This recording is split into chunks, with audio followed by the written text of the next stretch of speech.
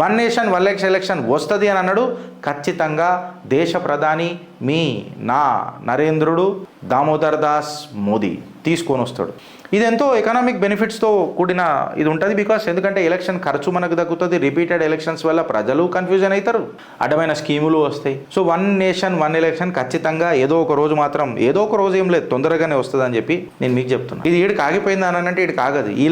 వీళ్ళు గెలుస్తేనేమో ఈఎంలు మంచిగా ఉంటాయి అంటారు, మళ్ళీ ఎలక్షన్లు రాగానే బ్యాలెట్ పేపరే యూజ్ చేయాలా, ఈవీఎంలు వద్దు అని చెప్పి లొల్లి షురు చేస్తారు. ఇలా చిత్రగుప్తు మాట్లాడితేనేమో నువ్వు Bharatiya Janata party mouth piece విరా, నువ్వు ఖచ్చితంగా ఆ పార్టీకే మద్దతు తెలిపి మాట్లాడతావు అని చెప్పి కొంతమంది మాట్లాడతారు. నేను కులేయం చెప్తున్నాను, నేను సపోర్ట్ చేస్తారా అయ్యానని. మీ అప్రహెన్షన్స్ పెట్టుకోకుర్రి అని చెప్పినాక కూడా కొంతమంది నాకు కామెంట్లు పెడతారు. పెట్టుకోకుర్రి, నేను సపోర్ట్ చేస్తా, ఆ పార్టీకే సపోర్ట్ చేస్తా.